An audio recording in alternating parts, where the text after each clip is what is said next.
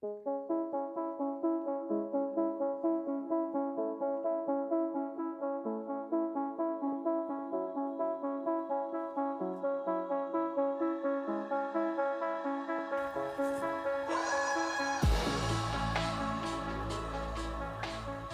fais cette petite vidéo pour vous expliquer ce que j'amène partout avec moi dans mon petit sac, parce que je reçois énormément de messages de ce que j'ai comme matériel et ce que j'utilise. Du coup, c'est pour ça que je fais un petit peu cette vidéo pour regrouper vraiment tout ce que je prends sur tous mes shootings, ou du moins presque tous mes shootings. Donc déjà, c'est ce petit bébé, le sac de la marque Wandred. Donc c'est quand même un sac vachement polyvalent. Déjà, il est waterproof et c'est ce qui est le plus important pour moi quand je pars en randonnée ou autre, avec absolument des poches de partout. C'est du gel hydroalcoolique. On va laisser ça là. Du coup, avec ce sac, ce qu'il faut savoir, c'est que toutes les coutures sont garanties à vie. Donc là, je vais pas tarder à le retourner parce que je commence à avoir des petites usures à force de l'utiliser. Franchement, c'est un produit vachement qualitatif. Et même, c'est normal que ce type d'usure apparaisse avec l'utilisation comme je fais. Enfin, vraiment, j'utilise en montagne. Je prends pas vraiment soin aussi de quand je l'ouvre. Même si parfois le sac est un peu dans une position bizarre, je tire sur la couture comme si je ne l'aimais pas. Alors que non, il m'a coûté très cher ce bébé. Pourquoi j'aime ce sac? Du coup, on a dit pour l'étanchéité, mais aussi pour cette petite poche qui est vachement pratique quand on l'a sur le dos. On a juste à l'ouvrir et on a directement accès au boîtier. Bon là, le boîtier il sert à filmer, mais du coup c'est vachement pratique si vous voulez ranger votre boîtier et juste le sortir et filmer. Dans la petite poche que vous allez ouvrir, il y a encore des rangements, partout des rangements. Vraiment, je vais répéter beaucoup de fois, mais vous pouvez mettre des cartes SD ou de l'équipement pour GoPro ou pour nettoyer, donc sans que ça prenne vraiment beaucoup de place à l'intérieur du sac. Du coup, il y a plusieurs types d'ouvertures pour le sac. La plus pratique, c'est quand même celle-ci. Du coup, ça s'ouvre comme ça. Ici, il y a des rangements pour mettre votre ordinateur, votre tablette ou même des documents. Donc là, je vous fais un petit plan à l'iPhone pour vous montrer comment c'est à l'intérieur. Donc on a un petit rangement qu'on peut moduler. Donc c'est des petites parties comme ça qu'on peut vraiment mettre un peu comme on veut. Donc il est vachement grand. J'ai déjà un Sony A7 III ici. J'ai le deuxième qui rentre que j'utilise actuellement pour filmer. Ce que j'emporte souvent avec moi, du coup, c'est déjà mon Sony A7 III avec mon 24-70 qui est en train de me filmer actuellement. Je l'équipe avec du nouveau matériel, mais en soi, pour vous dire la vérité, je ne l'utilisais pas avant. En fait, j'utilisais vraiment que le boîtier avec l'objectif. Donc tout ce que je vais vous montrer maintenant, c'est pas obligatoire d'avoir ce genre d'équipement pour faire de beaux contenus, mais c'est toujours plus pratique et plus ergonomique pour vous pour l'utilisation. J'ai acheté cette petite poignée de chez Smallring pour me permettre de tenir mon boîtier, pour faire des plans à main levée sans forcément prendre le Ronin qui est quand même assez encombrant. Du coup, pour rester dans la même marque, j'utilise maintenant une cage pour mon Sony A7 III de la marque de Smallring. Donc c'est la même marque que pour la poignée, donc ce qui est vachement pratique parce que du coup, ça s'adapte assez facilement si ça se dévisse. Hop, voilà, on le met comme ça, après on le serre, et du coup, on peut tenir notre boîtier vachement plus facilement et c'est plus ergonomique à l'utilisation. Un petit micro-canon de la marque Rode, qui est toujours pratique pour capturer du son. Mais je précise bien que tout ça, c'est vraiment du matériel que je viens de m'acheter il y a vraiment 2-3 jours, donc tout le contenu que vous avez vu sur ma page Instagram ou sur la page de mes clients, c'était vraiment fait juste avec, du coup, le Sony A7 III et un objectif. Sinon, rien d'autre, pas de filtre polarisant, parce que je sais que beaucoup dans le monde de l'automobile font avec un ND ou un polarisant. Moi, c'est vraiment juste l'objectif, la photo, et c'est brut de chez brut. Mais maintenant, j'en ai acheté, je vais vous les présenter juste après. J'utilise tout le temps une batterie de secours. On ne sait jamais si j'arrive sur une presta et que mon boîtier, pour X ou Y raison, j'oublie de l'éteindre ou autre, j'ai toujours une deuxième batterie pour m'assurer de pouvoir couvrir l'événement ou le shooting, et c'est super important. Du coup, comme les cartes SD, j'en ai toujours 2 autres en stock. On ne sait jamais si ma première carte SD, elle a un problème ou si elle est pleine, et j'ai toujours de quoi couvrir l'événement, même s'il m'arrive un pépin durant le shooting. Ensuite, le plus important, de quoi nettoyer mon objectif ou mon capteur si j'ai un problème. Pareil, toujours pareil, en faisant des rolling shots, souvent il y a les saletés de la route. En hiver, c'est surtout le sel qui vient se mettre sur l'objectif. Du coup, j'ai toujours un petit stylo où du coup il y a un côté pour nettoyer l'objectif et de l'autre une sorte de pinceau avec une petite lingette pour les lunettes. Ce qui est bien, c'est qu'il y en a un peu humidifié avec de l'alcool. Ça, c'est super pratique, ça s'évapore tout de suite sur l'objectif, c'est nickel. Mais toujours avoir ce genre d'accessoires sur les shootings, ça peut vous éviter beaucoup, mais alors beaucoup d'heures de post-production à enlever tous les taches noires qu'il y aura sur vos photos. Alors, je la prends tout le temps avec moi, mais je l'utilise pas forcément. C'est une GoPro pour me faire des plans BTS un peu du shooting pour mettre sur mon contenu Instagram en Reels ou autre. Et du coup, là, on passe sur la partie supérieure. Donc, la partie supérieure, honnêtement, elle me sert à beaucoup. Si je pars en voyage, je peux mettre des vêtements, je peux peux mettre beaucoup à boire, à manger, vraiment je mets énormément de choses.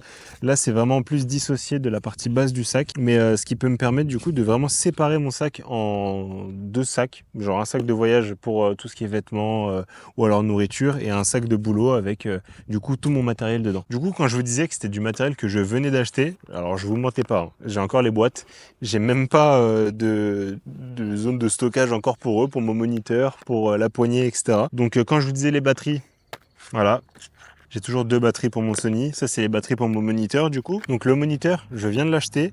C'est un Philward F6 Plus. Donc, je voulais pas forcément quelque chose de très cher pour l'utilisation parce que j'ai toujours fait mon contenu sans moniteur. Mais c'est vrai qu'avec le problème du A7 III, c'est que l'écran se retourne pas. Du coup, pour faire du contenu un peu face cam, pour savoir si je suis cadré et si j'ai envie de me filmer tout seul, c'était un petit peu compliqué, donc j'avais besoin de juste un retour vidéo pour ça. Et je sais qu'il y a une application sur téléphone, mais ça ne fonctionne pas sur le A7 III. À partir du A7 IV, ça fonctionne. Dommage. Sûrement, je ferai un petit retour en story de l'utilisation de ce moniteur, s'il est bon niveau rapport qualité-prix. Les fameux filtres. J'ai regardé pas mal de contenu sur internet avec des gens qui faisaient du contenu automobile avec des filtres polarisants.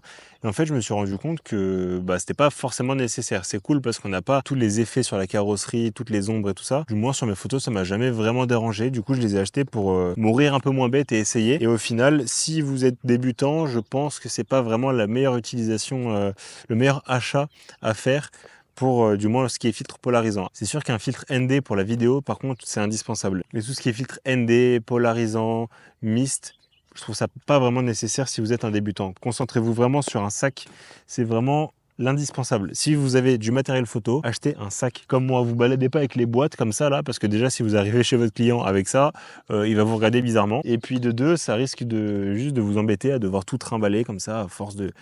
comme là vous voyez, si je veux sortir mon moniteur, je dois enlever ça, enlever... Bref. Achetez dans du matériel de transport, comme ça au moins vous allez faire attention à votre matériel et il durera beaucoup plus longtemps. On continue avec du coup ce que je préconise beaucoup si vous êtes un peu quelqu'un de créatif. Donc c'est pareil, je dis ça mais je viens de l'acheter donc j'ai même pas encore testé.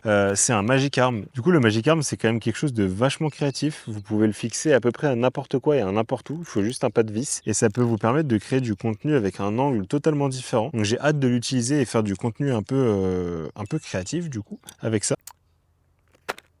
Voilà, j'ai plus grand chose en fait. Bon voilà, du coup là mon sac est à peu près vide. Je pense que ça peut rassurer certaines personnes de voir que je me balade pas avec une remorque de matériel, que au final je suis un peu comme un débutant, juste avec un boîtier, un objectif, un trépied. Et puis voilà, on fait avec le... J'ai une mouche qui m'agresse. On fait avec le strict minimum et le plus important c'est d'être créatif. C'est pas les accessoires ou l'appareil photo qui fait la créativité d'un artiste, c'est vraiment la personne qui est derrière le boîtier.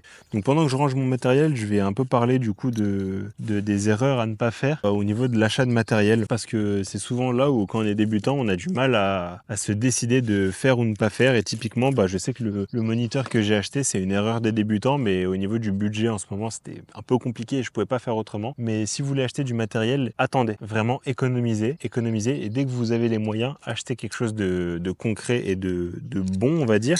Parce que là je sais très bien que ce boîtier là, enfin ce moniteur, c'est pas l'entrée de gamme mais presque. Je sais très bien que dès que je vais vraiment l'utiliser et que je vais savoir l'utiliser, je serai bridé parce que c'est un peu un entrée de gamme, c'est un peu milieu de gamme on va dire. Et du coup je vais tout de suite changer parce que il va me brider au niveau de mon travail et ça va me faire acheter 2 fois un moniteur alors que j'aurais acheté juste un petit peu plus cher et j'aurais gardé vraiment ce moniteur beaucoup plus longtemps.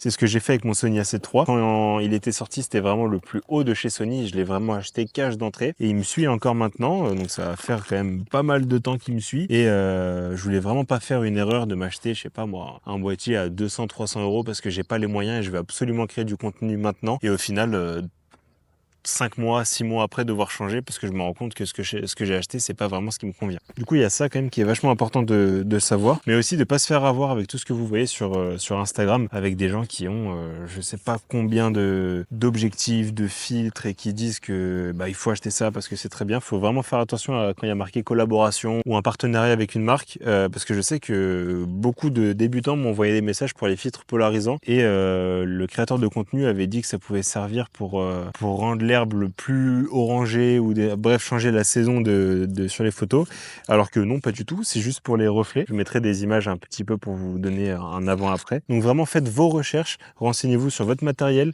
YouTube, c'est quelque chose d'excellent pour faire vos recherches et savoir si ce que vous allez acheter c'est bon ou pas. Regardez pas qu'une seule vidéo parce que c'est toujours pareil, si la personne a été payée par la marque pour le mettre en avant, faut faire attention. Pour le choix de votre boîtier, ce qui est important aussi, c'est de vraiment vous renseigner sur toute la gamme du fabricant. Par exemple, je sais que moi j'ai toujours voulu bosser avec du Sony parce que l'entièreté de la gamme Sony me convient et je sais très bien que si par exemple un jour je veux changer mon A7 III et je veux passer sur un FX3, et bah tous les objectifs que j'ai achetés, et bah ça va être compatible sur le boîtier de la même marque. Par exemple, si vous achetez au début un Canon parce que vous n'avez pas trop les moyens, un bas de gamme, et que vous achetez plein d'objectifs de très bonne gamme Canon, et bah vous allez vous rendre compte que peut-être Canon c'est plus fait pour vous, vous allez partir sur Sony, mais du coup vous allez avoir besoin d'acheter des objectifs Sony. Du coup, faites attention à ça aussi quand vous achetez votre matériel, de vraiment savoir un peu quelle maison vous voulez garder pendant les 5 prochaines années au moins. Essayez de viser quand même long terme quand vous achetez du contenu. Quand vous achetez du matériel. Et du coup, un dernier conseil, parce que celle-ci, on me la pose aussi souvent, c'est qu'est-ce que je dois faire pour faire de belles photos? Et bah la réponse est simple, mais il faut sortir. Il faut vraiment prendre son boîtier et sortir. C'est pas en regardant des Reels ou en regardant une vidéo sur YouTube par rapport à ce que j'ai dans mon sac à dos que vous allez vous améliorer à faire de meilleures photos. Donc vraiment, vous prenez votre boîtier ou votre téléphone, vous sortez de chez vous, même vous restez chez vous pendant le confinement. Il y en a qui ont fait plein de photos. J'ai fait des photos durant le confinement. On s'en bat les Sortez, sortez, sortez. C'est pas de la créativité que vous allez avoir par le biais de Reels ou autre. La créativité, vous l'avez au fond de vous. Il faut juste sortir et faire du contenu.